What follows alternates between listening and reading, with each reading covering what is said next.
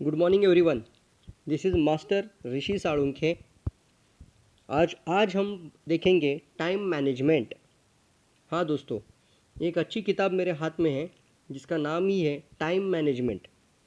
और टाइम का हमें सही तरीके से इस्तेमाल कर कर हम जीवन में कुछ भी हासिल कर सकते हैं। तो इस किताब के शीर्षक में लिखा हुआ है समय के सर्वश्रेष्ठ उपयोग के 10 सिद्धांत। यानी इस किताब में हम टोटल 10 सिद्धांत में के बारे में जानकारी लेंगे। इस किताब के जो ऑथर है जिनका नाम है डॉक्टर सुधीर दीक्षित। चलिए हम आगे बढ़ते हैं। Time management. सबसे पहले हम इंडेक्स में फोकस करें तो हम आज के ऑडियो में क्या क्या सीखने वाले हैं।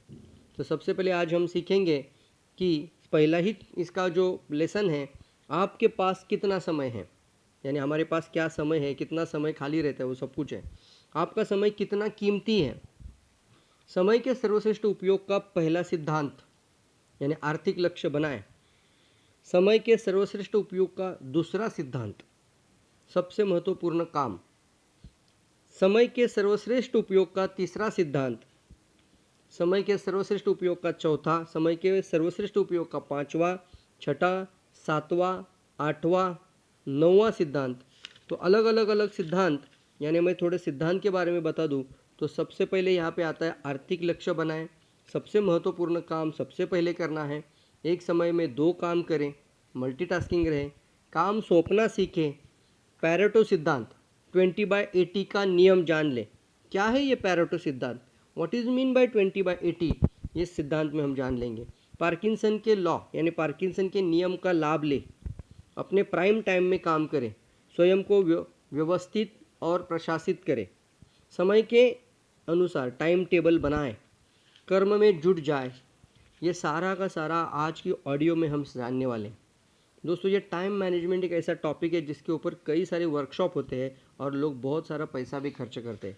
लेकिन अगर आप ये ऑडियो बराबर से सुनेंगे तो ये पूरी जानकारी आपको इस ऑडियो के माध्यम से मिल सकती है। तो सबसे पहले आज देखेंगे कि हमारे पास कितना समय है।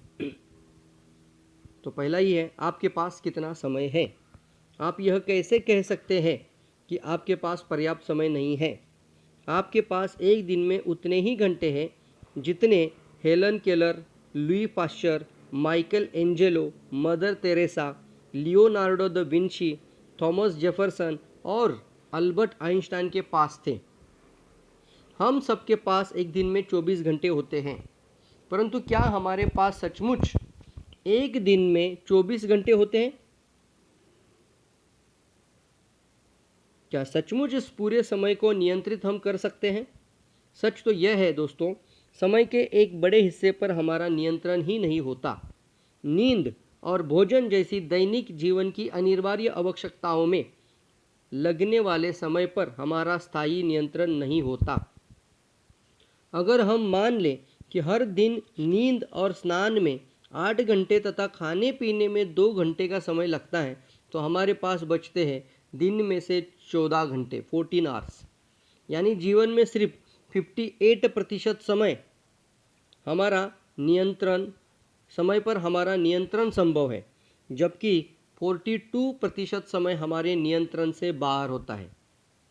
हाँ दोस्तों, हम नींद में या फिर स्नान में या फिर हम जो खाने पीने में जो समय बिताते हैं वो अगर हम 10 घंटे निकालें और जो हमारे पास समय बचता है वो 14 घंटे है, तो इसके हिसाब से 24% समय हमारा जिसके ऊपर हमारा नियंत्रण है। जो कितना 58% समय पर हमारा नियंत्रण संभव है और 42% समय जो कि हमारे नियंत्रण से बाहर होता है।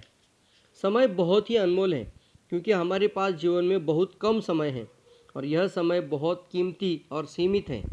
अगर हम अपनी अपेक्षित आयु 100 वर्ष मान ले तो हमारे पास जीवन में कुल मिलाकर 36,500 दिन ही होते हैं।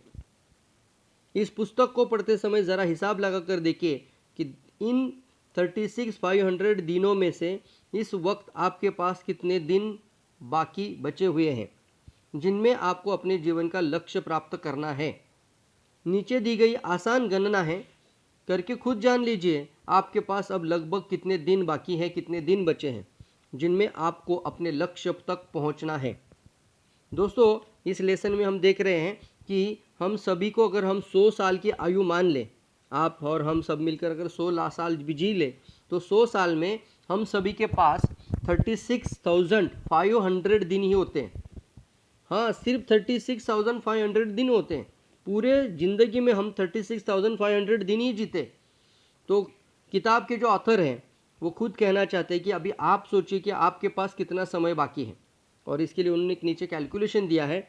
जीवन के कुल दिन 36,500, अब तक गुजर चुके दिन। अब मुझे अब तक गुजर चुके दिन कैसे निकालना है? अब मान लो अगर आपकी उम्र 40 ईयर है, 40 साल है, तो 40 साल इंटू आपको 365 से इसको इंटू कर देना है। तो 40 साल इंटू 365 डेज कितना निकल रहा है? तो 40 इंटू 365 जो भी आएगा वो आप 36,500 में से माइनस करेंगे तो शेष बचे दिन आपके निकल आएंगे। तो शेष बचे दिन 36,500 इंटू 40 साल, तो शेष बचे दिन कितने निकल कर आएंगे? अगर हम जीवन में कुछ बड़ा करना चाहते हैं, कुछ बनना चाहते हैं, तो यह जानना अनिवार्य है कि हम सबका समय का सर्वश्रेष्ठ उपयोग करना सीख लेना चाहिए, ताकि इस धरती पर अपने सीमित समय में हम वह सब कुछ हासिल कर सके जो हम हासिल करना चाहते हैं।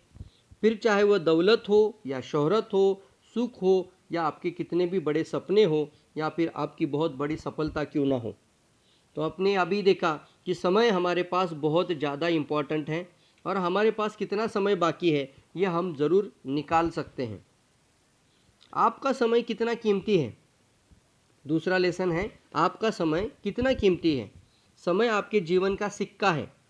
यह आपके पास मौजूद इकलौता सिक्का है, और सिर्फ आप ही यह तय कर सकते हैं कि इसे कैसे खर्च किया जाए। सतर्क रहे, वरना आपके बजाय दूसरे लोग इसे खर्च कर देंगे।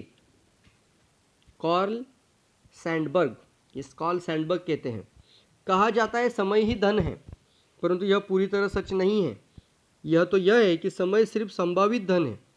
अगर आप अपने समय का सदुपयोग करते हैं तभी आप धन कमा सकते हैं। अगर आप अपने समय का दुरुपयोग करते हैं तो आप धन कमाने की संभावना को खो देते हैं। क्या आप ठीक जानना चाहते हैं कि आपका समय कितना कीमती है? अगर नहीं तो नीचे दिए फार्मूले का प्रयोग करके जान ले। तो समय ही हमारे लिए धन है, ऐसा यहाँ पे लेखक कहते हैं। लेकिन मैं इसमें कुछ बातें आपको ज़रूर कहना चाहूँगा दोस्तों, कि अगर समय धन होता तो समय धन से भी कहीं ज़्यादा प्रीशियस है, बहुत ज़्यादा कीमती है। इसकी तुलना किसी पैसे से या धन से नहीं की जा सकती। अगर हम बात करें कि धन से भी बहुत बड़ी इसकी वैल्यू है, क्योंकि अगर हमने पैसे से इसकी तुलना करी, कुछ लोग बोलते हैं ना कि time is a money, but no friends, time is not money. क्योंकि हम ये टाइम पैसा देकर खरीद नहीं सकते, और गया हुआ टाइम किसी भी हाल में किसी भी कीमत पर हम वापस ला ही नहीं सकते। वो समय एक बार हाथ से निकल गया तो आपके हाथ से कितना भी धन आपके पास हो, वो समय फिर से आप वापस नहीं ला सकते। हाँ, पैसा आपका अगर हाथ से चला भी जाए, जायदाद प्रॉपर्टी हाथ से निकल भी जाए, तो भी आप फिर से वापस प्राप्त कर सकते हैं, लेकिन समय को वापस प्राप्त करना बहुत मुश्किल है। तो समय की तुलना सिर्फ और सिर्फ समय से ही होती है। समय की तुलना किसी और चीज़ से हो ही नहीं सकती। और यहाँ पे एक उन्होंने सूत्र दिया है, एक फार्मूला दिया है कि हमारे पास कितना समय है और समय की कितनी कीमत है। तो यह जानने के लिए ठीक जानना है आपको इसको। तो समय कितना कीमती है अगर ये हमें जानना है तो नीचे का फॉर्मूला समझ लेना है। समय का मूल्य ज्ञात करने का फॉर्मूला, आपके 1 घंटे का मूल्य लिखिए। आप जो भी काम, जॉब, व्यवसाय या जो भी आप अपना प्रोफेशन के अंदर हैं, तो आप अपने 1 घंटे का कितना मूल्य कमाते हैं वो आप लिखिए। आपका 1 घंटे का मूल्य अप्रॉक्सीमेटली अगर मैं निकालूँ, एक उदाहरण के तरह एक एग्जाम्पल है, किसी एक इंसान का 1 घंटे का मूल्य 200 रुपया निकलता है, इज इक्वल टू आपकी टोटल आमदनी डिवाइडेड बाय आपके काम के घंटे। तो आपका समय का कीमत निकल कर आ जाएगा। आपके 1 घंटे का मूल्य हमें निकलना है, तो आपकी टोटल आमदनी डिवाइडेड बाय आपके काम के घंटे। अपनी आमदनी के काम के घंटों को भाग देने से आप जान जाएंगे कि आपके घंटे का 1 घंटे का समय कितना मूल्य रखता है। और दोस्तों, जब आप 1 घंटे का मूल्य निकालते हैं तो मैं आपको ये कहना चाहूँगा, आप इसको 1 मिनट का भी निकाल सकते हैं। यस दोस्तों, आप इसको 1 मिनट का भी समय अपना निकाल लीजिए और आपके 1 मिनट के समय का क्या मूल्य है वो भी आप जान जाएंगे। क्योंकि 1 घंटे का निकालना सीख गए तो 1 मिनट का भी निकालोगे, लेकिन निकालना ज़रूरी है क्योंकि आपका एक एक मिनट कीमती है। मान लीजिए दोस्तों, आप हर महीने 10,000 रुपये कमाते हैं और इसके लिए आप महीने में 25 दिन यानी 8 घंटे काम करते हैं, तो आप कुल 200 घंटे काम करते हैं। इस स्थिति में आपके 1 घंटे का मूल्य होगा 10,000 आपकी आमदनी डिवाइडेड बाय 200 काम के घंटे, तो टोटल 50 रुपया। तो देखिए दोस्तों, एक XYZ पर्सन है यहाँ पे जिसका 10,000 सैलरी है और वो दिन के 8 घंटे काम करता है और महीने के 25 दिन काम करता है, तो उसके समय की वैल्यू निकल कर आ रही है 1 आवर की, 1 घंटे की 50 रुपया। अगर हम 1 घंटे की 50 रुपये निकाल सकते हैं तो उसका 1 मिनट का भी वैल्यू हम निकाल सकते हैं, और निकालना अनिवार्य है। ज़रूर निकालिए क्योंकि हमारा 1 मिनट भी कीमती है। इस उदाहरण में अगर आप रोज़ 1 घंटे का समय बर्बाद कर देंगे तो आप हर दिन 50 रुपये का नुकसान कर रहे हैं, यानी 1 साल में 18,250 रुपया का नुकसान। कितना आसान से बताया यहाँ पे लेखक ने कि अगर आप 1 घंटे का नुकसान करते हो तो 1 साल में 18,250, अगर आप रोज़ 2 घंटे का बर्बाद कर देते हैं तो इसका मतलब आप हर साल 36,500 रुपया गंवा रहे हैं।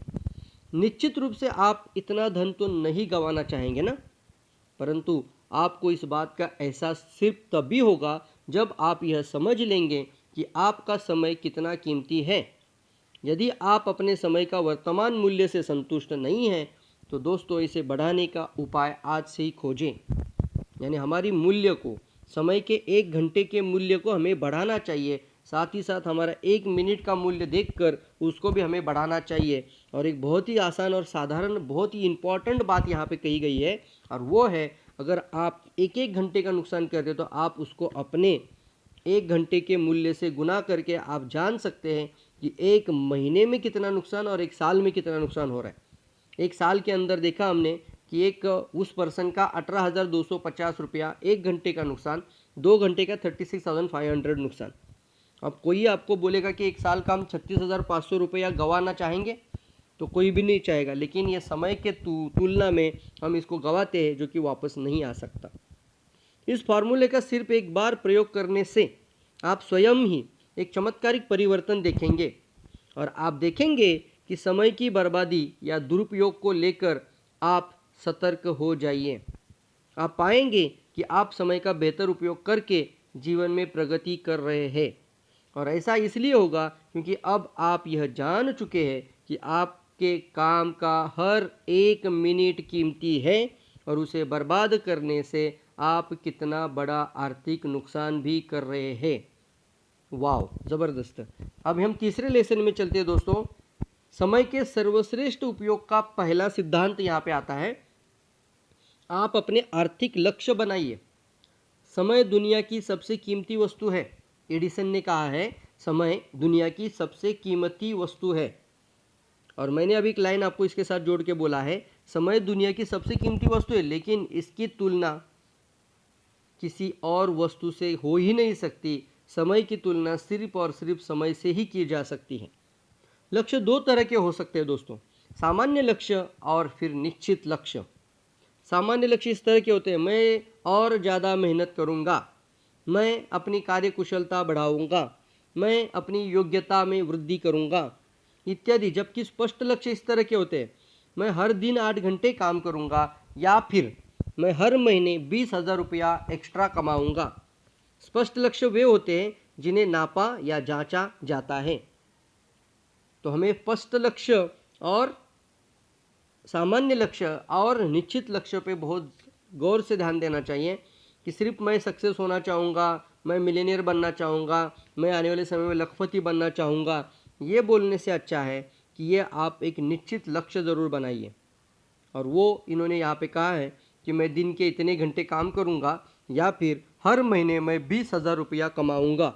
यह स्पष्ट और निश्चित लक्ष्य है जिसको आप खुद नापा जा सकता है। स्पष्ट और आर्थिक लक्ष्य सफलता के लिए इतने महत्वपूर्ण होते हैं कि इसका एक उदाहरण देख लीजिए। एक सेल्समैन की पत्नी अस्पताल में लंबे समय तक भर्ती रही। हैरानी की बात यह थी कि उस साल सेल्समैन ने अपनी सामान्य औसत से लगभग 2 गुना सामान बेचा। जब उससे कारण पूछा गया तो उसने कहा कि अस्पताल का बिल उसके सामने रखा था और वह जानता था कि यह बिल चुकाने के लिए उसे कितना सामान बेचना पड़ेगा। इस उदाहरण से स्पष्ट हो जाता है, अगर कोई इंसान ठान ले तो वह अपने आर्थिक लक्ष्य को हासिल कर सकता है। देखा आपने दोस्तों, यहाँ पे उस पर्सन की पत्नी बीमार थी, अस्पताल में भर्ती थी और उसको जो शायद हो सकता है जो ट्रीटमेंट के लिए जो खर्चा बताया गया था वो बिल चुकाने के लिए उसको 2 गुना काम करना पड़ा। तो जो वो हमेशा बेचता था सामान, उसको उसने 2 गुना बेच के दिखाया, क्योंकि अभी कोई दूसरा चारा नहीं है, दूसरा कोई विकल्प नहीं है, दूसरा कोई रास्ता नहीं है। तो इस आदमी ने क्या किया, तुरंत काम करना बढ़ाना शुरू किया, अपने काम के घंटों को बढ़ा दिया होगा और जो सामान उस समय पे वो जितना बेचता था वही सामान उसने क्या किया, 2 गुना बेचा और उसे प्रॉफिट डबल कमाया और उसने अस्पताल के भर्ती किए हुए जो बिल्स थे वो उसने चुकाने की पूरी ताकत लगा दी। इसे हमें ठान लिया इसने कि मुझे किसी भी हाल में मेरा आर्थिक लक्ष्य को मुझे बढ़ाना ही पड़ेगा, तो वह अपने आर्थिक लक्ष्य हासिल कर सका। तो यहाँ पे एक बहुत अच्छी बात कही है कि इससे हमें ये समझ में आता है दोस्तों कि वह कोई भी बात अगर आप मैं सभी लोग अगर इसको ठान लें तो हम अपने आर्थिक लक्ष्य को हासिल कर सकते हैं, बशर्ते उसके सामने एक स्पष्ट और निश्चित लक्ष्य होना चाहिए। इसलिए समय के सर्वश्रेष्ठ उपयोग का पहला सिद्धांत ही है, आर्थिक लक्ष्य बनाइए। दोस्तों, अगर आप समय मैनेजमेंट यानी टाइम मैनेजमेंट के बारे में जानकारी ले रहे हैं, इसको मराठी में टाइम मैनेजमेंट यानी वेळेचे व्यवस्थापन म्हणतो। अगर आप समय के सिद्धांत को जानना चाहते हैं तो समय का सिद्धांत का पहला ही सिद्धांत है, आपको आर्थिक लक्ष्य बनाने चाहिए। आर्थिक लक्ष्य बनाना बहुत ही आसान है। आपको पहले तो यथार्थवादी ढंग से यह तय करना है कि आप हर महीने कितना कमाना चाहते हैं और फिर गणित की भाषा में यह सुनिश्चित करना है कि इस धन को कैसे कमाया जाए। उदाहरण के लिए अगर कोई दुकानदार हर महीने 10,000 रुपया कमाना चाहता है और उसे प्रोडक्ट बेचने पर 50 रुपया लाभ होता है, तो गणित बहुत आसान है। उस महीने हर महीने 200 प्रोडक्ट बेचना है उसे, तो 10,000 इंटू 50, अगर वह महीने में 25 दिन काम करता है तो वह हर दिन 8 प्रोडक्ट बेचना ही पड़ेगा। अब वह काम को टाल ही नहीं सकता। देखिए फिर से बताता हूँ, थोड़ा कैलकुलेशन माइंड होता है तो थोड़ा सा मुझे समझाना पड़ रहा है आपको। तो अगर कोई दुकानदार महीने के 10,000 रुपया कमाना चाहता है, एक दुकानदार को 10,000 कमाना है, अब उसके पास एक प्रोडक्ट है, उसको बेचने पर उसको 50 रुपया मिलता है, तो उसने क्या किया, सीधा 10,000 डिवाइडेड बाय 50, तो उसका हिसाब निकल कर आया कि उसको 200 उत्पाद बेचने पड़ेंगे। तो वो दुकानदार को महीने में 200 उत्पाद अगर बेचने हैं तो 200 उत्पाद 25 दिन काम करता है तो 8 उत्पाद डेली बेचना पड़ेगा। तो देखिए क्या हुआ, यहाँ पे एक दिन का टारगेट निकल कर आया। अब वो हर दिन 8 प्रोडक्ट बेचेगा तो उसको नापा जा सकता है, जांचा जा सकता है और इसका वो एनालिसिस कर सकता है, रिव्यू कर सकता है, चेक भी कर सकता है दोस्तों। तो दिन का 8 प्रोडक्ट बेचेगा तो उसको समझ में आएगा कि मैं मेरे आर्थिक लक्ष्य की तरफ आगे बढ़ पा रहा हूँ। अब वो काम को टाल नहीं सकता, मतलब हर दिन का हर घंटे का वो हिसाब लगा सकता है, हर घंटे में एक प्रोडक्ट तो जाना ही चाहिए, ऐसा भी हिसाब कर सकता है वो। तो ये देखिए, वो मूड ना होने की कोई बोरियत का बहाना भी उसके पास नहीं दे सकता, इसलिए क्योंकि आज उसने कागज़ पर अंकों का गणित समझ में लिया है और उसे लक्ष्य को प्राप्त करने की तकनीक को सीख लिया है। तो उसे हर दिन कितना काम करना है और करना ही पड़ेगा यह आज जान लिया है। जब लक्ष्य आर्थिक हो जाता है और निश्चित और स्पष्ट हो जाता है तो हम उसको आसानी से और तत्काल यह पता लगा सकते हैं कि हमारी प्रगति कितनी संतोषजनक है। शाम को ही आप जान जाएंगे कि आपने कितनी प्रगति की। ऊपर दिए उदाहरण के तौर पर अगर दुकानदार शाम तक 8 प्रोडक्ट बेच लेता है तो वह जान जाएगा कि उसने आज का लक्ष्य पूरा कर लिया। परंतु अगर वो 8 प्रोडक्ट नहीं बेच पाता तो उसे एहसास हो जाएगा कि अगले दिन 8 से भी ज़्यादा बेचना पड़ेगा ताकि बिक्री का मासिक लक्ष्य पूरा हो जाए। आर्थिक लक्ष्य दिवसीय क्रिकेट मैच के लक्ष्य की तरह होते हैं, एक दिवसीय क्रिकेट मैच के लक्ष्य की तरह होते हैं। बाद में खेलने वाली टीम जानती है कि उसको लक्ष्य क्या करना है और जीतने के लिए हर ओवर में उसे कितना औसत रन बनाना पड़ेगा, हर ओवर के बाद अपेक्षित औसत कितना है और फिर घटता बढ़ता सब कुछ क्रम वो देखता रहता है। यही मासिक और वार्षिक आर्थिक लक्ष्यों के बारे में भी सही है। हाँ दोस्तों, कितना सही और सटीक उदाहरण दिया है कि अगर हमें आर्थिक लक्ष्य को बढ़ाना है तो हमें एक दिवसीय क्रिकेट मैच में जैसे पहले सामने वाले जो टीम खेल कर जाती है वो एक सामने कोई लक्ष्य देती है, इतने रन बनाने पड़ेंगे। अब क्या होता है, जो प्रतिस्पर्धी हैं दूसरी जो टीम होती है उसके सामने एक कैलकुलेशन आ जाता है कि मुझे इतने रन इतने ओवर में बनाने ही है तभी हम जीत जाएंगे। और हर ओवर के बाद वो अपना एनालिसिस कर सकते हैं और फिर वो चेक कर सकते हैं कि कितना बढ़ रहा है कितना घट रहा है और कितना बढ़ाना पड़ेगा। अगर कम कम कम होते जाएगा तो आने वाले ओवर पे लोड आता जाएगा, राइट। इससे ही एक आर्थिक लक्ष्य और निश्चित ध्येय और स्पष्ट ध्येय हो जाता है तो इंसान उसको पूरा करने में पूरी जान लगा सकता है। यही पे बहुत अच्छा उदाहरण है। हम सभी लोगों को भी अपने आर्थिक लक्ष्य ज़रूर बनाने चाहिए ताकि आप अपना आर्थिक लक्ष्य अपने काम के हिसाब से, अपने काम के 1 घंटे के मूल्य के हिसाब से और फिर आप कितना समय देकर कितना पैसा कमाते हैं उस मूल्य के हिसाब से आप इसको ज़रूर पूरा कर सकते हैं। तो दोस्तों आगे बढ़ते हैं। आर्थिक लक्ष्य बनाना और अपनी प्रगति की जांच करना बेहद ज़रूरी है क्योंकि अंतिम विश्लेषण में महत्वपूर्ण बात यह नहीं है कि आपका इनपुट क्या है बल्कि यह है कि आपका आउटपुट क्या आता है। यानी महत्वपूर्ण बात यह नहीं है कि आप कितनी मेहनत कर रहे हो बल्कि यह महत्वपूर्ण बात है कि आप कितने सफल हो रहे हो। क्या आपने जो आर्थिक लक्ष्य बना रहे हैं वो हर दिन पूरा हो रहा है, क्या वो हर घंटे में पूरा हो रहा है। तो इसको आपका हर घंटे का रिकॉर्ड आपके पास मेंटेन होना चाहिए, तभी आपको पता चलेगा कि आप सफलता की तरफ आगे बढ़ रहे हैं। सफलता के हम चौथे सिद्धांत की तरफ चलते हैं। दूसरा सिद्धांत है समय के सर्वश्रेष्ठ उपयोग का दूसरा सिद्धांत। टाइम मैनेजमेंट का ये दूसरा सिद्धांत है। पहला सिद्धांत क्या था? पहला सिद्धांत था आर्थिक लक्ष्य बनाइए। इसको अंडरलाइन करिए दोस्तों, हमें आर्थिक लक्ष्य बनाने ही चाहिए और वो स्पष्ट और निश्चित रूप से होने चाहिए। अब दूसरा सिद्धांत सामने है, सबसे महत्वपूर्ण काम सबसे पहले करें। सबसे जो महत्वपूर्ण काम है वो सबसे पहले करें। अब यहाँ पे बाल्तेसर ग्रेशियन ये कहते हैं, मूर्ख व्यक्ति जो काम अंत में करता है और बुद्धिमान व्यक्ति उस काम को तत्काल कर देता है। दोनों एक ही काम करते हैं, सिर्फ फर्क समय का होता है। क्या बात है। जो मूर्ख व्यक्ति किसी भी काम को अंत में कर देता है वही बुद्धिमान व्यक्ति उसको तत्काल कर देता है और दोनों में भी काम होता है, लेकिन इसमें दोनों का काम एक ही काम करते हैं, फर्क सिर्फ इतना है कि समय का हो जाता है।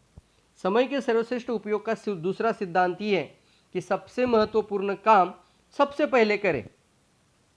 अक्सर दोस्तों हमारी दिनचर्या इस तरह की होती है कि हमारे सामने जो भी काम आता है हम उसे करने में लग जाते हैं और इस वजह से हमारा समय छोटे छोटे कामों में करने में ही चला जाता है। हमारे महत्वपूर्ण काम सिर्फ इसलिए नहीं हो पाते क्योंकि हम महत्वहीन कामों में उलझ जाते हैं। महत्वाकांक्षी व्यक्ति को इस बारे में सतर्क रहना चाहिए क्योंकि सफलता पाने के लिए यह आवश्यक है कि महत्वपूर्ण काम पहले किया जाए। सफलता महत्वहीन कामों से नहीं बल्कि महत्वपूर्ण कामों से ही मिलती है।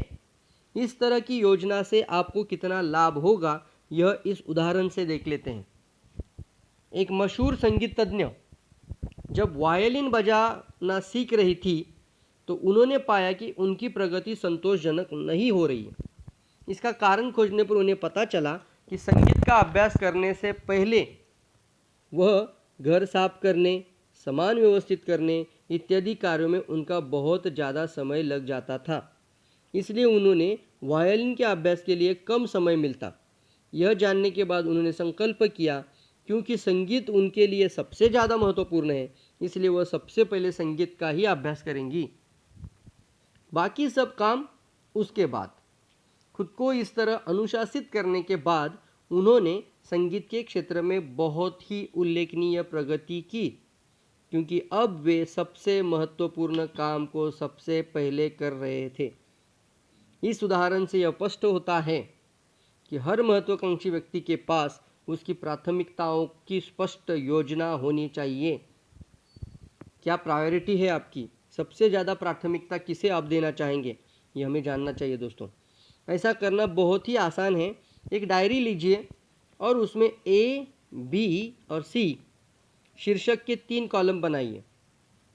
जो हमें डायरी के अंदर 3 कॉलम बनाने हैं, जो कि ए कॉलम, फिर बी कॉलम और फिर तीसरा आता है सी कॉलम। ए कॉलम में अपने को लिखना है सबसे महत्वपूर्ण काम रखिए, जिन्हें आप सबसे ज़्यादा महत्वपूर्ण और अनिवार्य मानते हैं। बी कॉलम में ऐसे काम लिखिए जो अनिवार्य तो है परंतु महत्वपूर्ण नहीं है। तो सबसे पहले हमने महत्वपूर्ण कार्य को लिखा।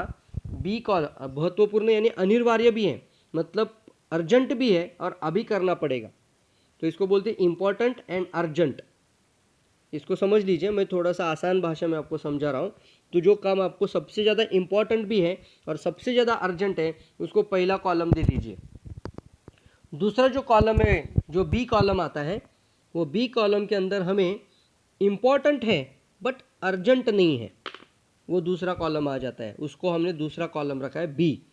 महत्वपूर्ण भी है लेकिन अभी उसकी ज़्यादा जल्दी नहीं है, बाद में भी कर सकते हैं, ऐसा दूसरे कॉलम में आ जाएगा। और तीसरा जो कॉलम है, बी कॉलम के बाद आता है सी कॉलम। ऐसे इसका काम कहते हैं, जिसे हम कहते हैं सामान्य काम, या तो अनिवार्य है ना ही महत्वपूर्ण है। मतलब ये सी कॉलम में जो काम आएंगे वो इम्पोर्टेंट भी ज़्यादा नहीं है और वो अभी अर्जेंट भी नहीं है।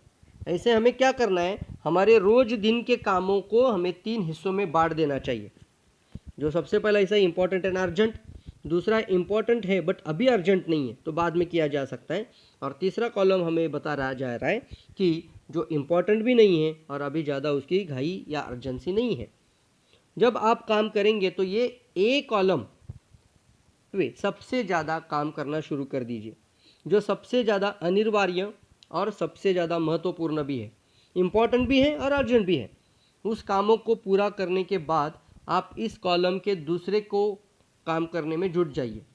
दोस्तों मतलब जब तक आपने इम्पोर्टेंट और अर्जेंट कामों को पूरा करने की पूरी ताकत लगाई है, और इम्पोर्टेंट और अर्जेंट कामों के बाद हमें प्रायोरिटी देनी चाहिए दूसरे कामों को जो इम्पोर्टेंट भी हैं लेकिन अर्जेंट नहीं थे, तो बी कॉलम आ जाता है। उसके बाद ही हमें बी कॉलम में जुट जाना चाहिए। इस तरह ए कॉलम के सारे काम पहले निपटा लीजिए और ए कॉलम के बाद बी कॉलम के काम करना शुरू कर दीजिए। और इसके बाद भी अगर समय आपके पास बच जाता है तो फिर आप सी कॉलम के काम के बारे में शुरू कर दीजिए। सी यानी जो इम्पोर्टेंट भी नहीं है ज़्यादा और अर्जेंट भी नहीं है, लेकिन काम तो है, अभी नहीं करना है, ज़्यादा महत्वपूर्ण अभी उसकी कोई घाई नहीं है और ज़्यादा इंपॉर्टेंट भी नहीं है, ज़्यादा अर्जेंट भी नहीं है, तो हमें सबसे बाद फिर भी समय बच जाता है तो हमें सी कॉलम के कामों को ध्यान देना है। महत्व के क्रम में अपनी प्राथमिकताओं की कार्यसूची बनाना महत्वपूर्ण होता है। अपनी प्राथमिकता, इसमें सबसे बड़ी क्या चीज़ आती है, प्राथमिकता। कई सारे लेखक इसके ऊपर बात करते हैं कि सेट योर प्रायोरिटी फर्स्ट, सबसे पहली प्राथमिकता किसको देना चाहेंगे, तो प्राथमिकता जानना ज़रूरी है। तो महत्वपूर्ण जो काम होते हैं, जो प्राथमिक कार्य होते हैं, जो अनिवार्य होते हैं, जो अर्जेंट भी है, तो उन कामों की सूची बनाना बहुत ज़्यादा महत्वपूर्ण है दोस्तों। हमें रॉबर्ट जे मैकेन की यह बात हमेशा याद रखनी चाहिए, अधिकांश बड़े लक्ष्य हासिल न होने पाने का कारण यह है कि हम छोटी चीज़ों को पहले करने में अपना समय बर्बाद कर देते हैं। ये कौन कहते हैं, रॉबर्ट जे मैकेन की यह बात हमें हमेशा याद रखनी चाहिए। अधिकांश बड़े लक्ष्य हासिल न होने का सबसे बड़ा कारण यह है कि हम छोटी छोटी चीज़ों को पहले करने में अपना समय बर्बाद कर देते हैं। चलिए अभी हम चलते हैं जो सफलता के इस रास्ते में हम जो समय मैनेजमेंट यानी टाइम मैनेजमेंट जो हम सीख रहे हैं, इस समय के टाइम के मैनेजमेंट का तीसरा सिद्धांत फिर से बताऊंगा। पहला सिद्धांत क्या था, आर्थिक लक्ष्य बनाइए, नहीं बनाए अभी बनाना शुरू कर दीजिए। दूसरा सिद्धांत क्या बताया गया है, सबसे महत्वपूर्ण काम सबसे पहले करें, जो इम्पोर्टेंट भी है और अर्जेंट भी है उन कामों पे ज़्यादा फोकस करना शुरू कर दीजिए और उसकी आपको प्रायोरिटी के साथ अपना लिस्ट बनाना चाहिए कौन से काम सबसे ज़्यादा महत्वपूर्ण है, जिससे आपने जो आर्थिक लक्ष्य बनाए थे वो लक्ष्य पूरे हो जाएंगे दोस्तों। तो चलिए अभी हम चलते हैं हमारे समय के जो टाइम मैनेजमेंट के जो तीसरे सिद्धांत की तरफ। समय के सर्वश्रेष्ठ उपयोग का तीसरा सिद्धांत, एक समय में दो काम करें। अब ये कैसे करेंगे, चलेंगे पढ़ते आगे। इसको मल्टीटास्किंग कहा जाता है। आप कोई एक काम करें लेकिन उसके साथ साथ और कोई काम हो सकता है क्या, वो भी हम जानेंगे और इसको हमें सीखना है, यानी कैसा कौशल्य लाना बहुत ज़्यादा जरूरी। विलियम सेसिल कहते हैं, कुशलता किसी बक्से में चीज़ों को पैक करने की तरह है। अच्छी तरह पैक करने वाला बुरी तरह पैक करने वाले की तुलना में दुगनी चीज़ पैक कर सकता है। कुशलता किसी बक्से में चीज़ों को पैक करने की तरह है। अच्छी तरह पैक करने वाला बुरी तरह पैक करने वाले की तुलना में 2 गुनी चीज़ें पैक कर सकता है। तो हमें इसको सीखना है। कुशलता किसी बक्से में चीज़ों को पैक करने की तरह है। अच्छी तरह पैकिंग करने वाला व्यक्ति बुरी तरह पैक करने वाले व्यक्ति की तुलना में दुगनी चीज़ें पैक कर सकता है। हाँ दोस्तों, यानी इसी को हम कहते हैं ना कि उसी जगह में ज़्यादा सामान बैठाया तो वो एक कुशल व्यक्ति का काम है। तो अच्छी तरह से जिसको पैकिंग करने को आती है वो उसी बॉक्स में ज़्यादा चीज़ों को पैक कर सकता है। तो अभी हमारे सामने भी है मल्टीटास्किंग का मतलब क्या, उसी समय में हम ज़्यादा आउटपुट निकालें, उसी समय में हम ज़्यादा रिजल्ट लेकर आए।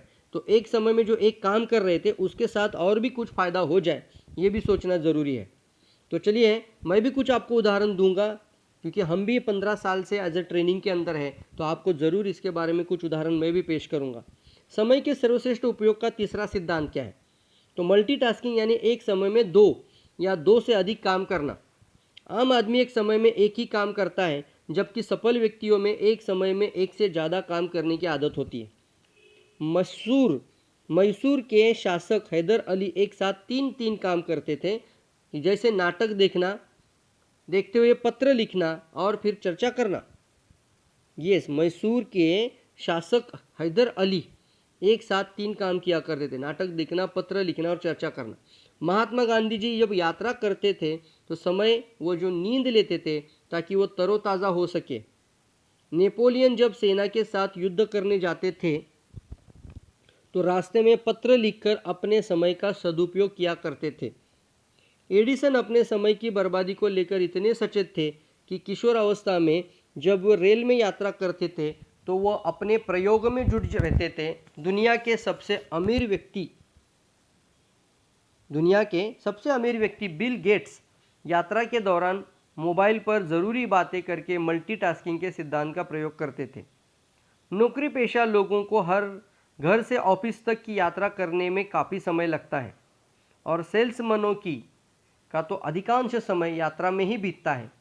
हमें यह जान लेना चाहिए, अगर हम हर दिन 2.5 घंटे यात्रा करते हैं तो हमारा जीवन लगभग 10% समय यात्रा में ही चला जाए।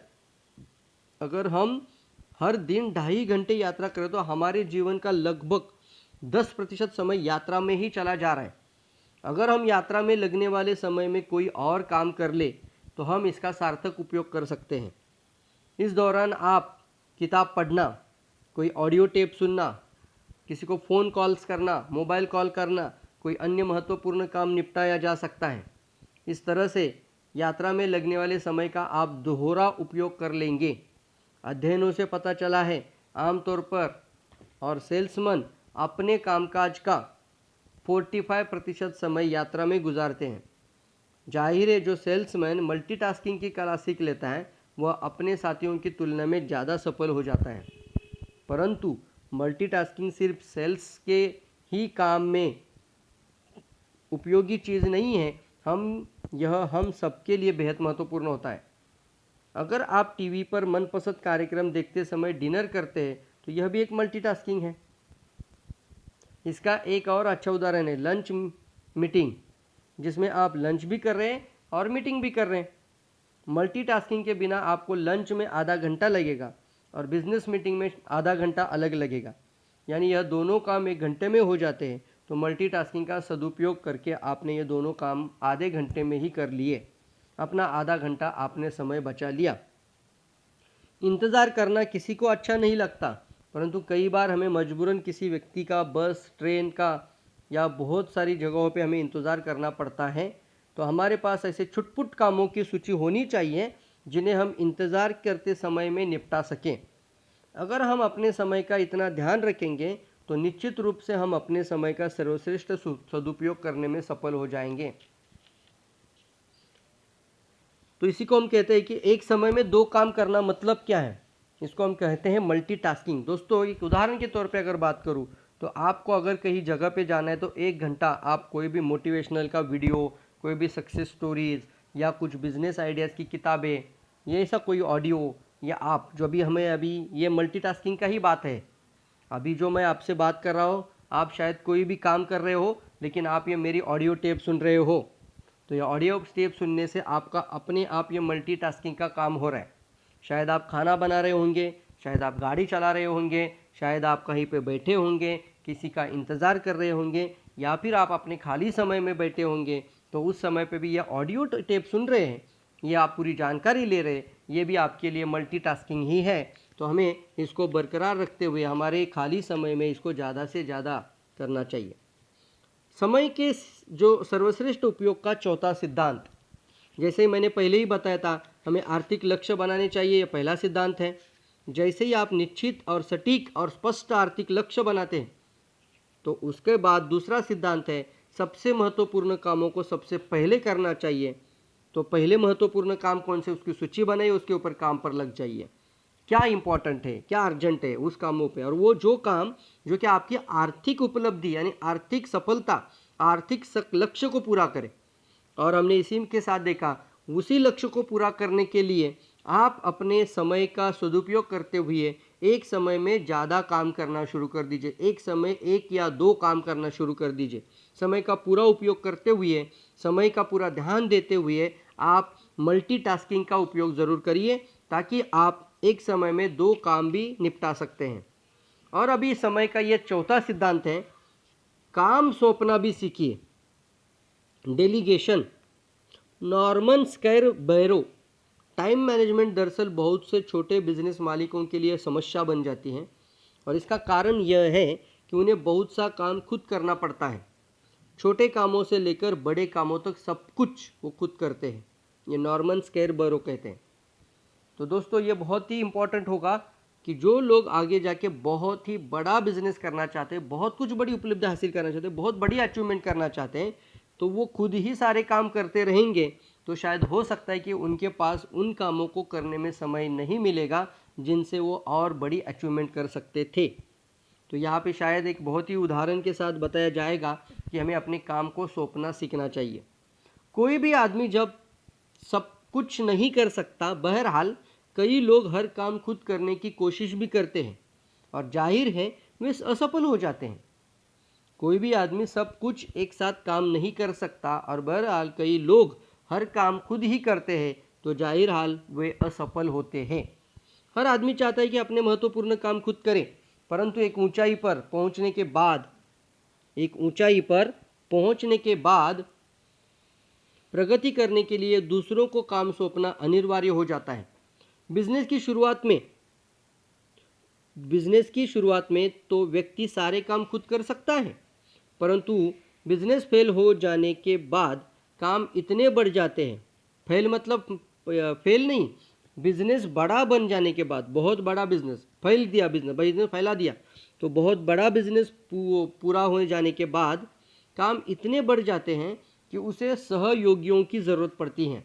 और इस स्थिति में अगर वह सही सहयोगी खोजकर उन्हें काम सौंपना, डेलीगेट करना सीख जाता है तो वह आगे भी बहुत ज़्यादा प्रगति कर सकता है।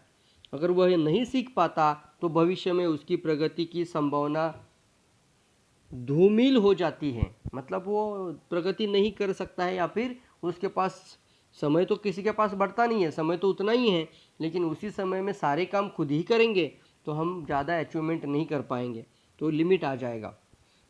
इसके अलावा दूसरों को महत्वपूर्ण काम सौंपना आसान नहीं होता। दूसरों की योग्यता, बुद्धि, क्षमता, निष्ठा पर भरोसा करना आसान नहीं होता, लेकिन बड़ी सफलता हासिल करने के लिए यह सीखना और यह काम करना अनिवार्य हो जाता है।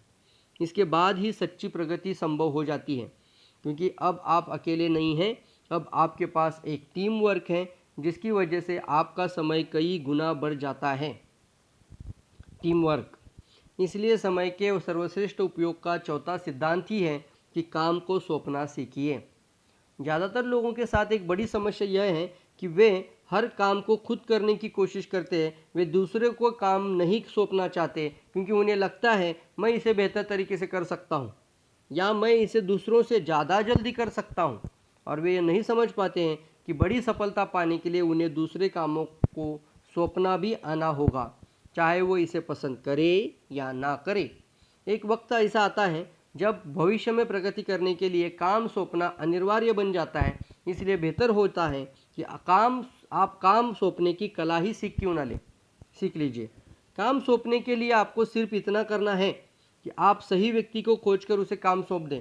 यानी कि ऐसा व्यक्ति चुनें जिसमें उस काम को अच्छी तरह करने की क्षमता है, इच्छा भी है, और फिर उसे बता दें कि उसे कैसे करना है और क्या करना है और कब तक काम पूरा होना है। इसके बाद आप सौंपे गए काम और उसके होने की तारीख को अपनी डायरी में लिख लीजिए और डेलीगेशन या काम सौंपने का तरीका या इस कला को सीख लीजिए और ये बहुत आसान बन जाएगा आपके लिए। सौंपे गए काम की प्रगति की निगरानी करना अच्छी बात होती है, परंतु ज़्यादा निगरानी में भी आपका समय बर्बाद नहीं होना चाहिए और सामने वाले को यह लग सकता है कि वो आपको उसकी क्षमता या योग्यता पर भरोसा ही नहीं है। तो काम सौंपने की कला में निपुण होने के लिए सिर्फ दो चीज़ों की ज़रूरत होती है। यह पता लगाना कि कौन से काम दूसरों को सौंपे जा सकते हैं और कौन से काम सौंपे जा नहीं सकते।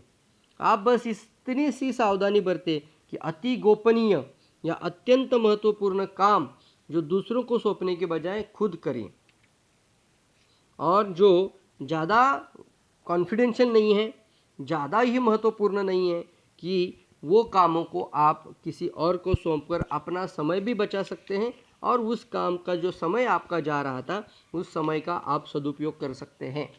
तो हमें ये सीखना इम्पोर्टेंट है कि हम अपने काम को सौंपना सीखिए। इसके साथ साथ मैं सभी आप लोगों को दोस्तों ये कहना चाहूँगा, और जैसे मैंने बोला कि हम लगातार इस तरीके के वर्कशॉप लेते हैं, प्रोग्राम्स करते हैं, तो मैं एक लाइन इसके साथ आपको ज़रूर जोड़ दूंगा, और वो इम्पॉर्टेंट लाइन ये है कि हम अपने समय को गुणाकार करिए, मल्टीप्लाई करिए योर टाइम को। कैसे करेंगे? जितने ज़्यादा आपके साथ सहकर्मी बढ़ते जाएंगे, आपका समय अपने आप मल्टीप्लाई होते जाएगा। अगर आपके पास 100 लोग काम कर रहे हैं और 100 लोगों को आपने कोई आइडियाज़ या कुछ बताकर उसको आपके साथ आपके ऑर्गेनाइजेशन में जोड़ी कर लिया, तो 100 लोग अगर दिन के 4 घंटे काम करते हैं तो एक दिन में 400 घंटे का काम पूरा हो सकता है। तो ये जो करते हैं वही लोग आगे जाके करोड़पति बन सकते हैं, वही लोग जाके मिलियनियर और बिलियनियर बन जाते हैं। बाकी सारे लोग तो सिर्फ काम में ही अपना समय गंवाते हैं। तो दोस्तों चलिए आगे बढ़ते हैं। हमारा समय के सर्वश्रेष्ठ उपयोग का 5वां सिद्धांत, जिसको पैरेटो, तो अभी समय के सर्वश्रेष्ठ उपयोग में से 5वां सिद्धांत भी बहुत इंपॉर्टेंट है, लेकिन इससे पहले हम थोड़ा सा आपको बताएंगे फिर से एक बार। हमारा पहला सिद्धांत था आर्थिक लक्ष्य बनाना। एक स्पष्ट रूप से लक्ष्य बनाइए, सबसे महत्वपूर्ण काम सबसे पहले करिए, एक समय में 2 काम करिए, मतलब ज़्यादा से ज़्यादा काम करिए, और वो काम आपका आर्थिक लक्ष्य पूरा करने में मदद करें। और तीसरा, आपका आर्थिक लक्ष्य पूरा करने की इस पूरी जर्नी में आपको काम सौंपना भी आना चाहिए।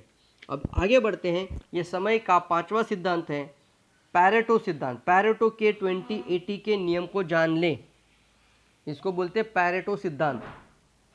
पैरेटो सिद्धांत 80-20 या 20-80 लिखा है कि नियम को जानिए।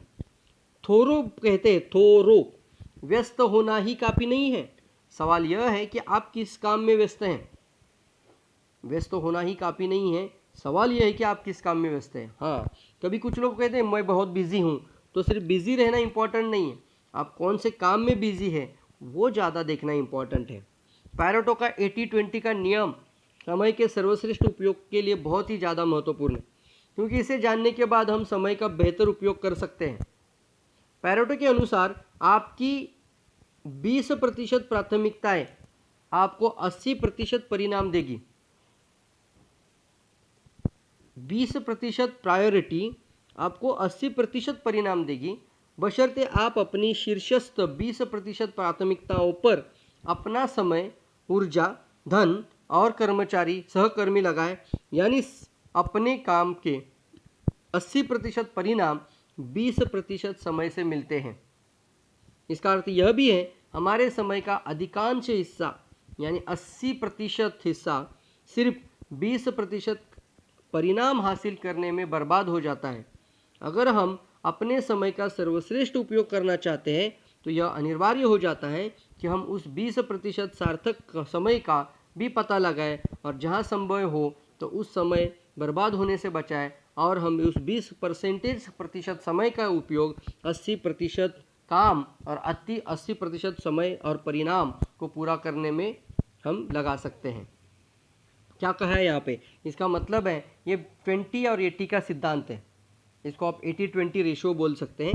और यहाँ पे जो पैरेटो के सिद्धांत के अनुसार अगर ये देखा जाए तो यहाँ पे कहा गया है कि आपके 20% जो प्राथमिकता होती है वो 80% परिणाम देगी।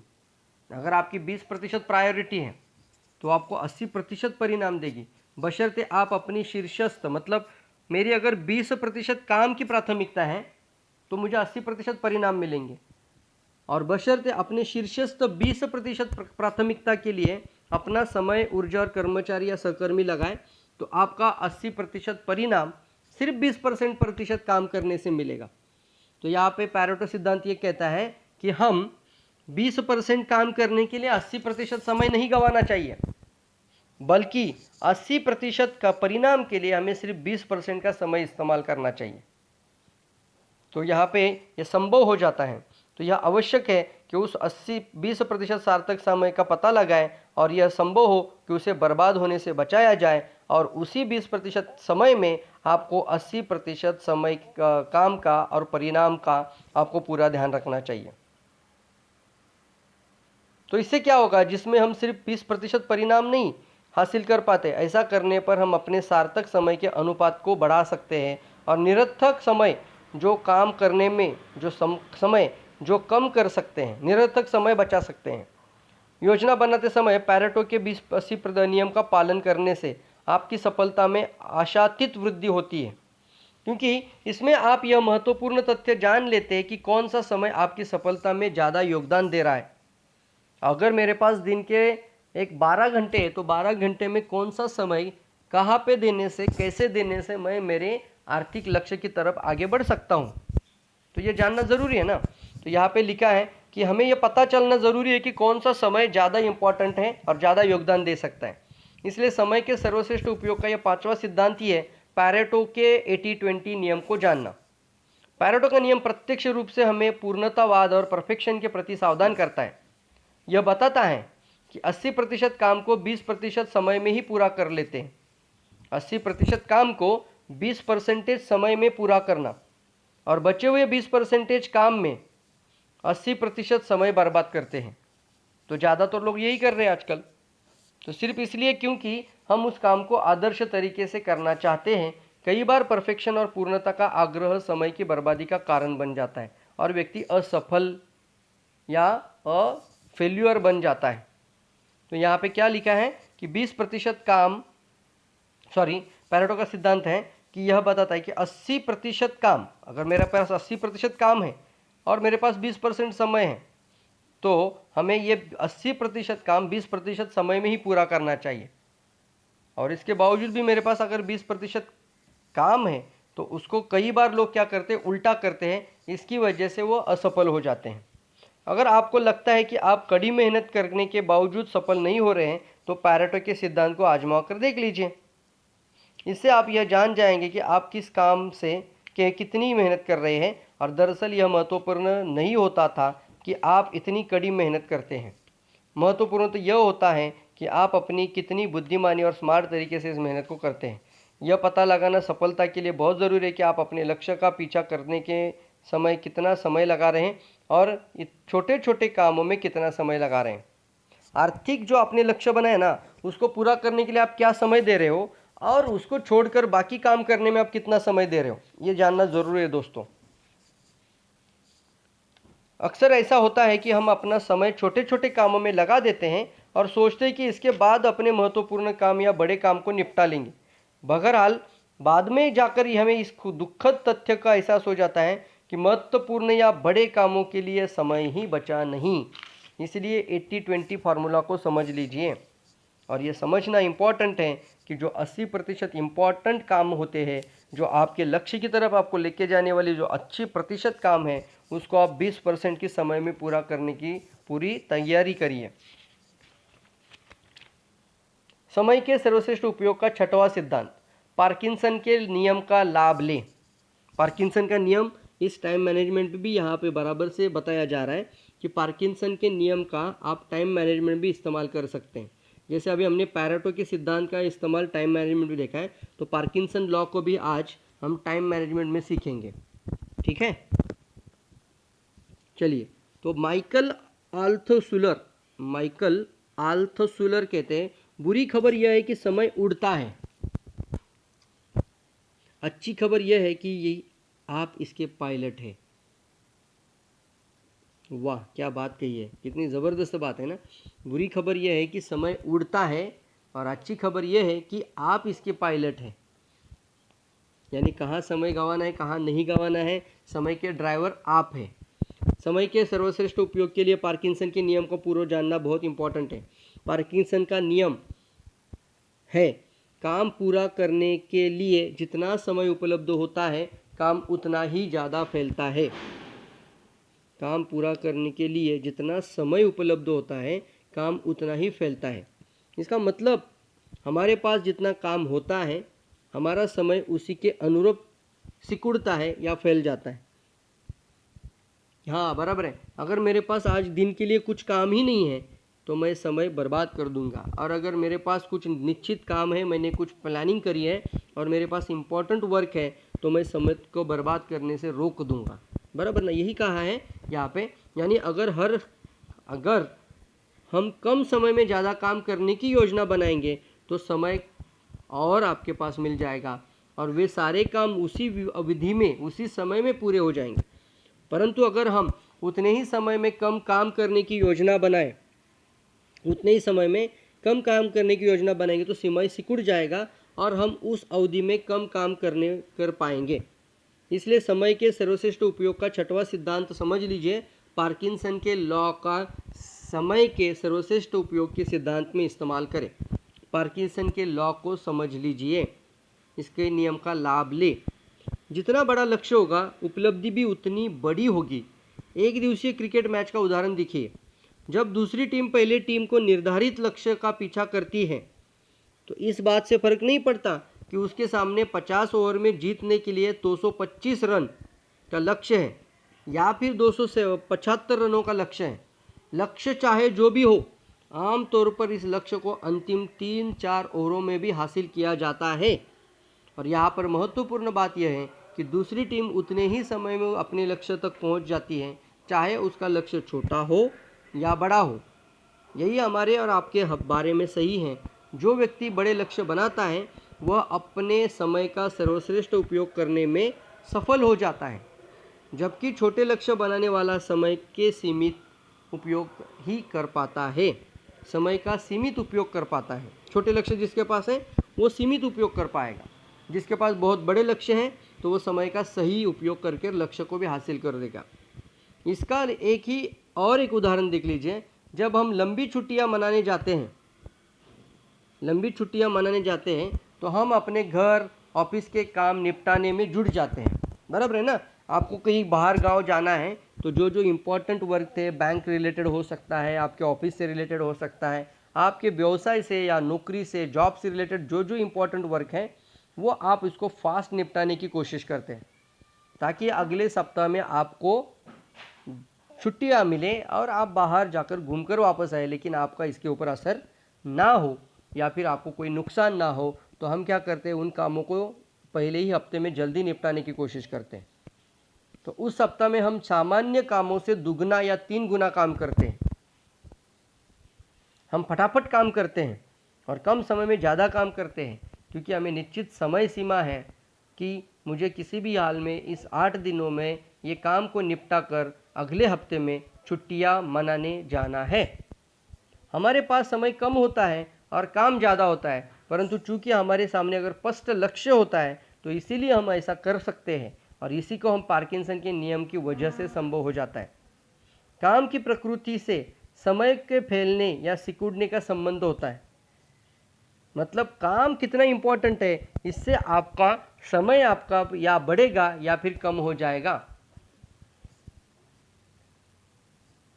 जब किसी काम में हमारी रुचि होती है तो वह काम आपसे जल्दी हो जाएगा, लेकिन जब किसी काम में हमारी रुचि नहीं होती तो वह देर से होता है। इसलिए यह कहा जाता है कि वह व्यक्ति सौभाग्यशाली है जो अपने काम से प्रेम करता है, क्योंकि वह कम समय में ज़्यादा काम कर सकता है, पैशनेट होता है और उसके लिए काम ही पूजा होती है दोस्तों।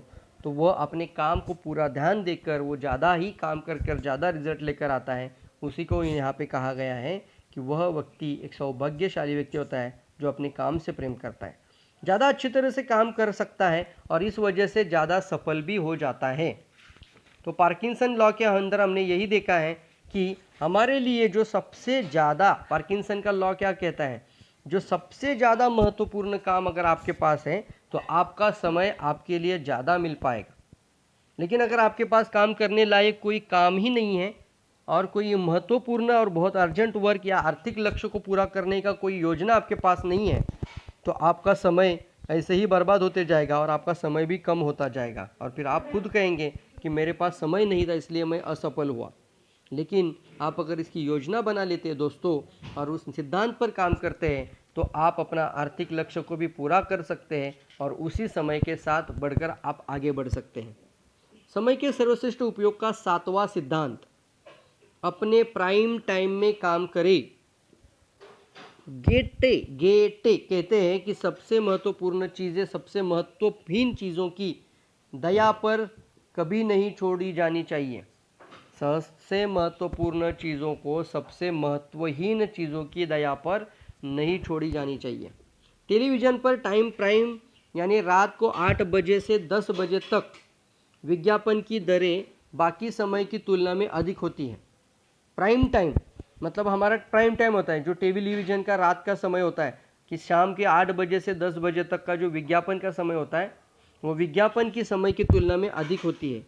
विज्ञापन की जो रेट होता है वो ज़्यादा होता है। विज्ञापन उतने ही समय का रहता है परंतु इसकी कीमत बढ़ जाती है। कीमत बढ़ने का कारण सिर्फ यह होता है कि वह विज्ञापन प्राइम टाइम में प्रसारित किया गया है। इस तरह आपके लिए भी दिन के 24 घंटे एक से नहीं होते। एक उदाहरण मुझे भी याद आ रहा है, यहाँ पे हम जब होटल में जाते हैं रहने के लिए तो होटल में हम वीकडेज़ में जो रेट देखते हैं वो रेट बहुत कम होता है, और हम अगर संडे या सैटरडे संडे वीकेंड का रेट देखते हैं होटल्स में तो वहाँ पे आपको शायद हो सकता है ज़्यादा पैसे और ज़्यादा डबल पैसा भी चार्ज किया जाता है। क्यों? क्योंकि वो उनके लिए प्राइम टाइम होता है और ज़्यादा उसका महत्वपूर्ण होता है, इसलिए वहाँ पे प्राइम टाइम में ज़्यादा रेट, समय तो उतना ही है, काम भी वही है और फिर उसका रेट बढ़ गया। इसी तरह आपके लिए भी दिन के 24 घंटे एक से नहीं होते। दिन के किसी खास समय आपकी ऊर्जा, विचार शक्ति, आपका उत्साह, आपकी कार्यक्षमता बाकी समय की तुलना में अधिक होती है, और यही दोस्तों आपका प्राइम टाइम है। ज़्यादातर लोगों के लिए सुबह का समय प्राइम टाइम होता है जब वे बड़े बड़े कामों को चुटकियों में कर सकते हैं, परंतु ध्यान रहे यह प्राइम टाइम हर एक के लिए अलग अलग हो सकता है। कई लोगों के लिए रात का समय प्राइम टाइम हो सकता है और कई लोगों के लिए दोपहर का समय प्राइम टाइम हो सकता है, कुछ लोगों के लिए सुबह का तो कुछ लोगों के लिए रात का होना। और इसको महत्वपूर्ण बात है, इसको जानना और पहचानना ज़रूरी है कि आपके लिए आपका प्राइम टाइम क्या है। और ये हर एक को अपना अपना प्राइम टाइम पता होता है कि किस समय पे आपकी ऊर्जा, आपकी एनर्जी, आपकी विचार शक्ति, आपके काम करने की मन की इच्छा, ये सब कुछ जब ज़्यादा होती है उसी को हम कहते हैं आपका प्राइम टाइम है। तो हमें यह पहचानना इसलिए ज़रूरी है ताकि आप अपने समय का सर्वश्रेष्ठ उपयोग कर सकें और अपने सबसे महत्वपूर्ण या रचनात्मक काम इसी दौरान करें ताकि वे अच्छी तरह से और जल्दी पूरे हो सकें। अपने प्राइम टाइम में छुटपुट काम करके उसे बर्बाद न करें, क्योंकि छुटपुट काम तो आप बाकी काम समय भी कर सकते थे। इसलिए समय के सर्वश्रेष्ठ उपयोग के सिद्धांत में हमें प्राइम टाइम पर ध्यान देना ज़रूरी होता है। और ये प्राइम टाइम किसका है? ये प्राइम टाइम आपका है, खुद का है। आपका प्राइम टाइम क्या है वो आपको पता है, तो उस समय पे आप महत्वपूर्ण और अपने आर्थिक लक्ष्य को, जो हमने पहले ही देखा था, पहला ही सिद्धांत था, आर्थिक लक्ष्य को पूरा करने में पूरी ताकत लगाई। अगर आप सुबह के समय ज़्यादा फुर्तीले, ऊर्जावान और चुस्त होते हैं, यानी सुबह का वक्त आपका प्राइम टाइम है, तो आप एक तरह से सौभाग्यशाली कि अगर आप दोपहर में सौभाग्यशाली हैं। अगर आप दोपहर में झपकी ले लें तो आप एक दिन में 2 सुबह प्राप्त कर सकते हैं। दोपहर की झपकी के बाद लगभग उतने ही फुर्तीले और ऊर्जावान चुस्त हो सकते हैं जितने कि सुबह को थे।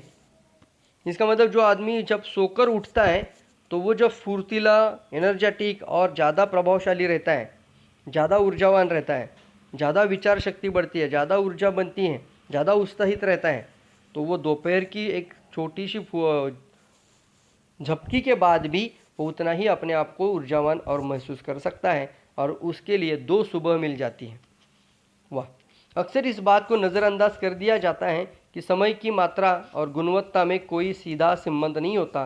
कई बार 1 घंटे में इतना कुछ हो जाता है जो आमतौर पर एक दिन में नहीं हो पाता। यानी समय की मात्रा के बजाय उसकी सघनता, गुणवत्ता और ज़्यादा महत्वपूर्ण है। काम के लंबे घंटे महत्वपूर्ण नहीं है, महत्वपूर्ण बात तो यह है कि वे ठोस और सघन हो। वह व्यक्ति ज़्यादा सफल नहीं होता जिसका लक्ष्य दिन में 8 घंटे काम करना है। ज़्यादा सफल तो वह व्यक्ति होता है जिसका लक्ष्य दिन में 8 या 9 काम करना है। दोनों में फ़र्क सिर्फ इतना है कि पहला व्यक्ति समय की मात्रा को महत्वपूर्ण मानता है तो दूसरा समय की गुणवत्ता को महत्वपूर्ण मानता है। इसलिए उनकी सफलता में ज़बरदस्त फर्क पड़ता है। हाँ दोस्तों, कंपनी में या किसी इंडस्ट्री में हम देखते हैं ना, तो हमारे सामने 2 चीज़ें आती हैं कि मुझे बॉस ने बोला है ना उतना ही काम कर देने का। लेकिन अगर हम बिज़नेस में आ जाते हैं तो हम अपना उसी प्राइम टाइम में ज़्यादा मेहनत, ज़्यादा काम और ज़्यादा आउटपुट डालने की कोशिश करेंगे, क्योंकि यहाँ पे एक प्राथमिकता भी आ जाती है और आपका प्राइम टाइम का आप सदुपयोग भी करते हैं। तो दोस्तों, अगर आपने इस लेसन में अभी जो मैंने देखा कि 7वां सिद्धांत, आप अपना प्राइम टाइम ज़रूर तय करिए। अभी के अभी जुड़ जाइए और अपना प्राइम टाइम कौन सा है वो लिखिए। एक उदाहरण के साथ लिखिए कि आप कौन से समय पे ज़्यादा स्फूर्तिवान रहते हैं। अब समय का 8वां सिद्धांत, समय के सर्वश्रेष्ठ उपयोग का यह 8वां सिद्धांत है, स्वयं को व्यवस्थित करें। चार्ल्स डार्विन कहते हैं, जो व्यक्ति 1 घंटे का समय बर्बाद करने का दुस्साहस करता है वह जीवन के मूल्य को नहीं समझ पाता। अव्यवस्थित जीवन हमारे सामने कई मुश्किलें खड़ी कर देता है। इनमें से एक मुश्किल यह है कि हमारा समय न चाहते हुए भी अनावश्यक रूप से बर्बाद होता है, और दुखद बात यह है कि हम खुद ही इसके लिए दोषी होते हैं। इसलिए समय के सर्वश्रेष्ठ उपयोग का 8वां सिद्धांत यह है कि स्वयं को व्यवस्थित करें। अनुशासन चाहिए, बराबर। इसको हम अनुशासन भी बोल सकते हैं। समय का अनुशासन लाइए।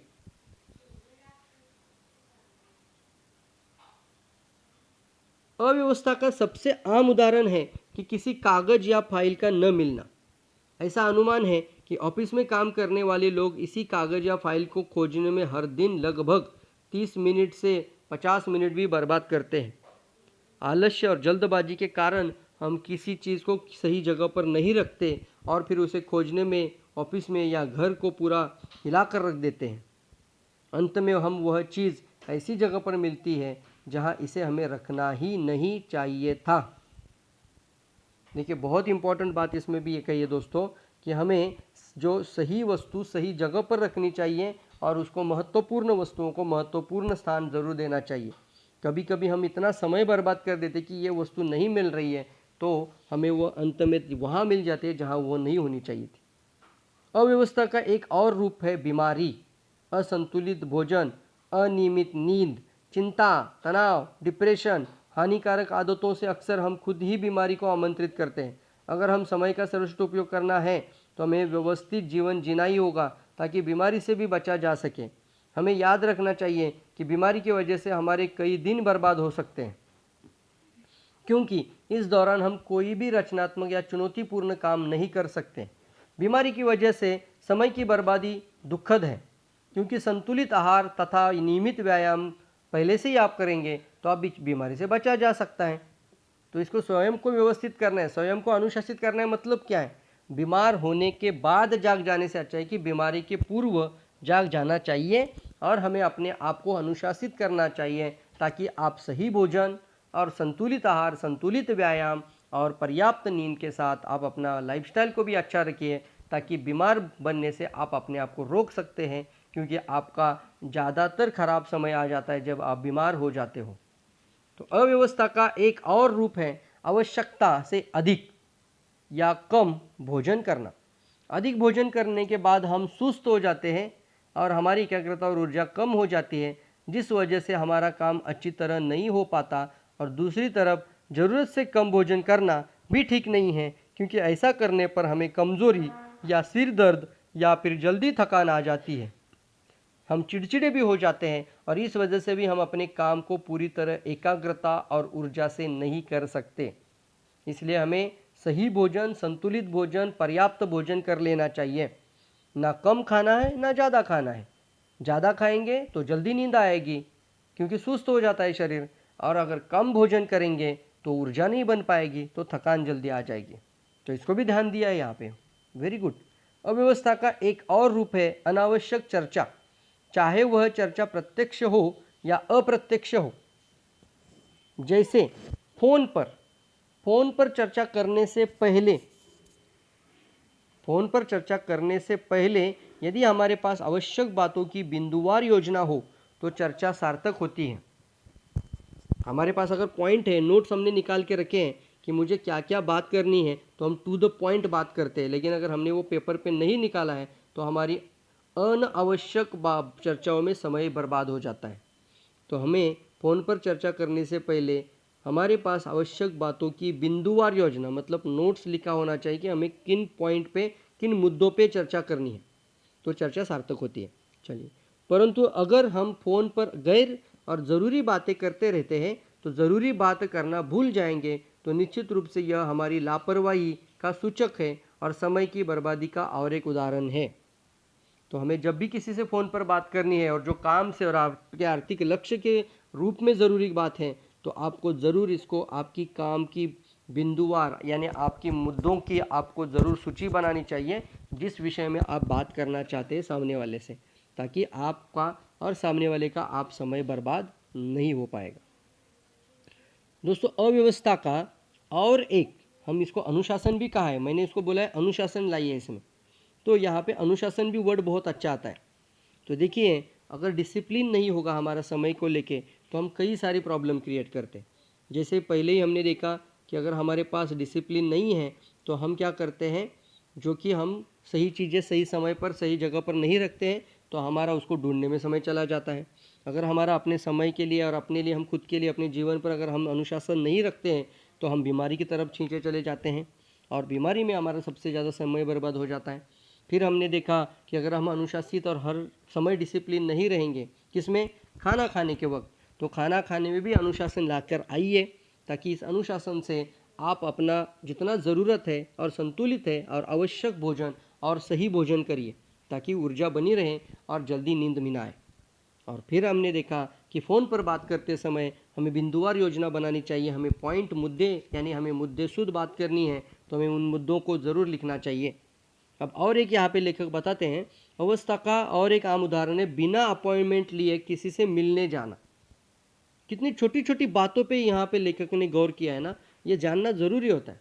अगर आपको किसी को मिलने जाना है तो पहले से ही इसका अपॉइंटमेंट ले लिया जाए, क्योंकि बिना अपॉइंटमेंट लिए अगर किसी से मिलने जाना, ये भी एक हमारे लिए समय का अनुशासन, यानी या फिर हम इसको उल्टा कर सकते हैं, समय को बर्बाद करने का और एक कारण मिल जाता है, आपके पास हो जाता है अपने आप।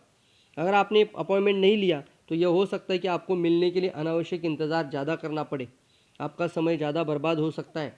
यह भी हो सकता है कि आप सामने वाले से मिल ही ना पाए और आपके आने जाने का पूरा समय ही बर्बाद हो जाए।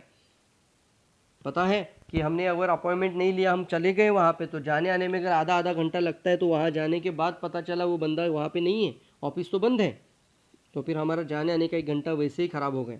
इससे अच्छा है कि हम इसको अच्छे से अपॉइंटमेंट लीजिए और सही समय पर वहीं पे पहुंच जाइए। सही समय पर पहुंचना ज़रूरी है। ये ध्यान रखें, अगर आपकी दिनचर्या व्यवस्थित है, अनुशासित है, तो आपका जीवन व्यवस्थित होगा, और अगर आपका जीवन व्यवस्थित है तो आप सहजता से समय का सर्वश्रेष्ठ उपयोग कर पाएंगे।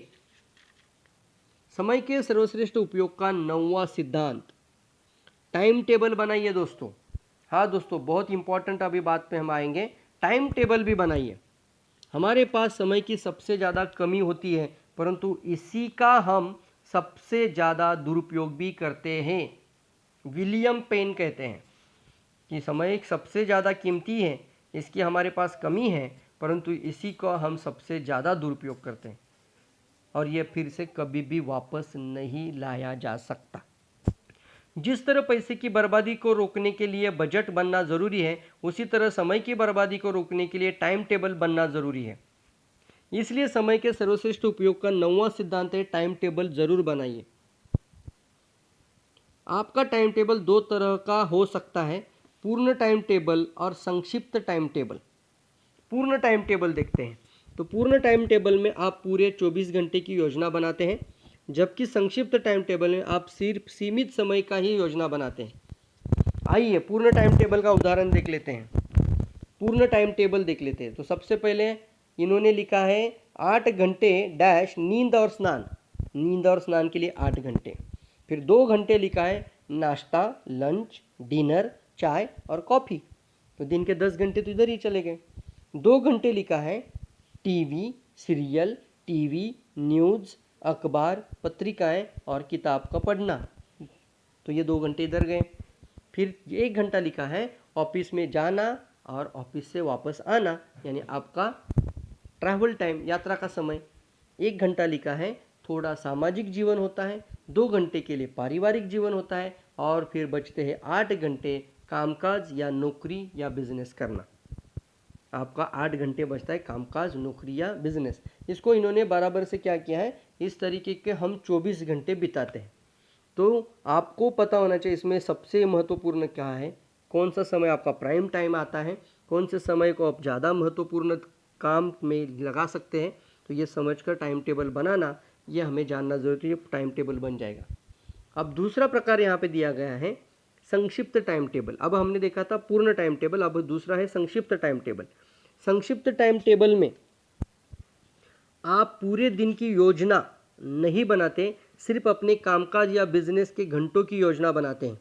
मान लीजिए आप हर दिन 8 घंटे काम करना चाहते हैं ना, तो इस स्थिति में आप खुद से कहते हैं कि मैं सुबह 9 बजे से दोपहर के 1 बजे तक और फिर दोपहर के 2 बजे से शाम के 6 बजे तक ही काम करूंगा। तो आपके टाइम टेबल में बाकी कामों की योजना नहीं होती, और इसमें सिर्फ आपके काम के समय की योजना होती है। अगर किसी दिन या किसी सप्ताह आपके पास ज़रूरत से ज़्यादा समय काम होता है, तो उस पूरा करने के लिए आप अपने टाइम टेबल में 1 या और 2 घंटे का समय बढ़ा लेते हैं। ऐसी स्थिति में आप खुद से कहते हैं कि मैं 9 बजे से दोपहर 1 बजे तक और दोपहर के 2 बजे से शाम के 7 या 8 बजे तक ही काम करूंगा। संक्षिप्त टाइम टेबल बनाना, उसका पालन करना आसान होता है और शुरुआत में अच्छा भी होता है। बिजनेस के लक्ष्यों को हासिल करने का बेहतरीन तरीका भी है। बहरहाल इस बात का ध्यान रखें कि संक्षिप्त टाइम टेबल आपको सिर्फ एक दिशा में सफलता का प्रदान करता है, जबकि पूर्ण टाइम टेबल जीवन के हर क्षेत्र का सफलता का प्रदान करता है, क्योंकि वह संतुलित और संपूर्ण होता है। यानी अगर मैं पूर्ण टाइम टेबल बनाऊँ, मतलब मैं सुबह कितने जल्दी उठूँगा, उठने के बाद मैं सबसे पहले क्या करूँगा, मैं एक्सरसाइज करूँगा, फिर मैं थोड़ा मेडिटेशन करूँगा, मैं योगा करूँगा, और फिर नींद, स्नान, ये सब कुछ अगर आपने लिखा है, तो आपके जीवन का ये पूरा सामाजिक जीवन का आपको सफलता के बारे में फ़ायदा होगा। लेकिन निश्चित समय का अगर आप समय का ध्यान रखते हैं, जो आपका प्राइम टाइम, जो आपका वर्किंग आवर्स बोला जाता है, उसके अंदर अगर आपने बराबर से प्लानिंग की है, तो वो आपकी सफलता का कारण भी बन सकता है। वैसे तो ये दोनों ज़्यादा इम्पॉर्टेंट है, जबकि पूर्ण टाइम टेबल जीवन के हर क्षेत्र में सफलता, और संक्षिप्त टाइम टेबल आपके किसी एक काम की या किसी एक आर्थिक लक्ष्य की दिशा में सफलता का प्रदान करता है। समय के सर्वश्रेष्ठ का ये आई थिंक आखिरी और लास्ट का सिद्धांत है, और यहाँ लिखा है समय के सर्वश्रेष्ठ उपयोग का 10वां सिद्धांत। कर्म में जुट जाइए। समय की रेत पर कदमों के निशान बैठकर नहीं बनाए जा सकते।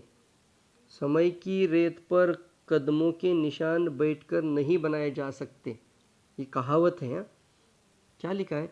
समय की रेत पर कदमों के निशान बैठकर नहीं बनाए जा सकते। ओहो, बेहतरीन लक्ष्यों और सर्वश्रेष्ठ योजनाओं के बावजूद आप असफल हो सकते हैं अगर आप उनके हिसाब से काम न करें। कर्म ही वह जादुई तत्व है जो आपको स्थायी सफलता प्रदान करता है। इसलिए समय के सर्वश्रेष्ठ उपयोग का 10वां सिद्धांत है, कर्म में भी जुट जाइए। हम सब जानते हैं कि बिना मेहनत किए हम सफल नहीं हो पाएंगे, परंतु आश्चर्यजनक बात यह भी है कि इसके बावजूद यह मेहनत से भी जी चुराते हैं, काम टालते हैं, मूड न होने का बहाना बनाते हैं, समय या संसाधन की कमी का तर्क देते हैं, यानी काम करने के अलावा सब कुछ कारण देते रहते हैं। काम से जी चुराने के मूलभूत कारण यही होते हैं। हम स्वभाव से आलसी बन जाते हैं और हमारा मन हमारे मनोरंजन या आनंद या कि आसान तथा आकर्षक राह की तरफ खींचता जाता है। हम यह भूल जाते हैं कि सफलता की राह परिश्रम और मुश्किलों से भरी होती है, जिस पर चलने के लिए हमें अपने मन पर काबू होना चाहिए। अपनी इच्छा शक्ति को दृढ़ करना होगा, लक्ष्य की ओर तरफ लगातार बढ़ना होगा। हमने यह भी भूल जाते हैं कि सफल व्यक्ति अपने मूड के दास नहीं होते बल्कि उनके स्वामी होते हैं। इस संबंध में सबसे अच्छी सलाह यह है कि कोई काम शुरू करते समय अपने मूड से सलाह न ले, यानी अपने मूड का हिसाब देखकर से नहीं, बल्कि अपने लक्ष्य और योजना के अनुसार ही काम करें। विश्वविख्यात नाटककार जॉर्ज बर्नार्ड शॉ का कई बार लिखने का मूड नहीं होता था, परंतु वे महान साहित्यकार बनना ही चाहते थे। अपने इस लक्ष्य को प्राप्त करने के लिए उन्होंने संकल्प किया कि वे हर दिन 5 पेज जरूर लिखेंगे, चाहे उनका मूड कैसा भी हो। वो हर दिन 5 पेज लिखना शुरू कर दिए और एक दिन भी उन्होंने छोड़ा नहीं। हर दिन 5 पेज लिखने से वो किसी भी सिचुएशन में और किसी भी हाल में उन्होंने उनका काम पूरा किया। अगर आप भविष्य में सफलता की फसल काटना चाहते हैं तो आपको उसके लिए बीज आज बोना होगा। अगर आप आज बीज बोएंगे तो भविष्य में फसल काटने की उम्मीद कैसे कर सकते हैं। अगर आज आप सफल बीज नहीं बोएंगे तो भविष्य में फसल काटने की उम्मीद कैसे कर सकते हैं। कर्म और फल के सिद्धांत के अनुसार आपको अपने कर्म के अनुपात में ही फल मिलेंगे। कर्म और फल का सिद्धांत है, कर्म और फल का सिद्धांत कि कर्म जितना अच्छा होगा फल उतना अच्छा मिलेगा और कर्म के अनुपात में ही फल मिलेंगे। और यही कहा जाता है कि आप कर्म करते रहना है और फल तो अपने आप मिलता ही रहेगा।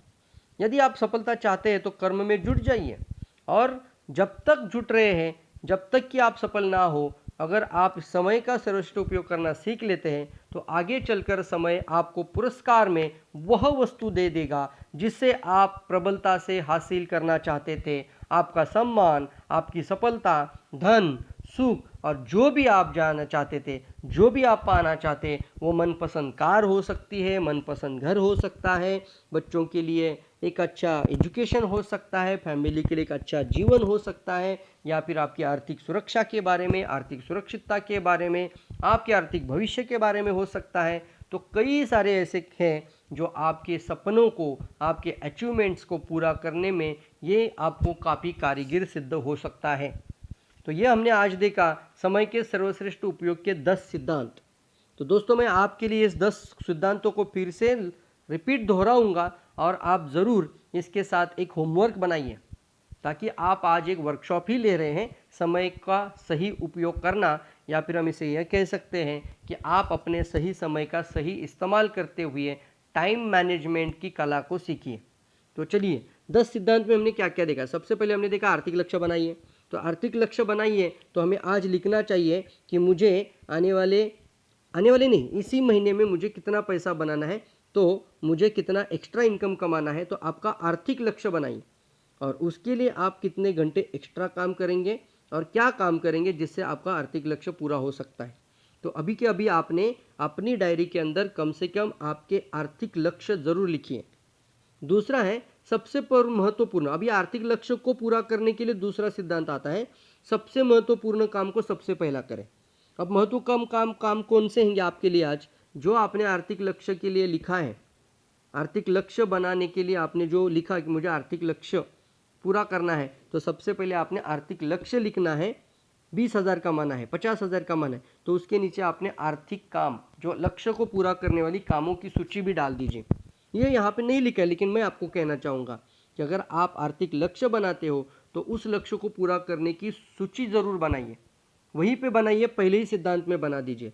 अब दूसरे सिद्धांत में हमें क्या करना है, उसमें एनालिसिस करना है कि सबसे महत्वपूर्ण क्या है। जो हमने पहले लिखा था आपकी सूची, तो अब दूसरे सिद्धांत में हम लिखेंगे इसमें से सबसे ज़्यादा महत्वपूर्ण क्या है, जो इम्पोर्टेंट क्या है और अर्जेंट क्या है।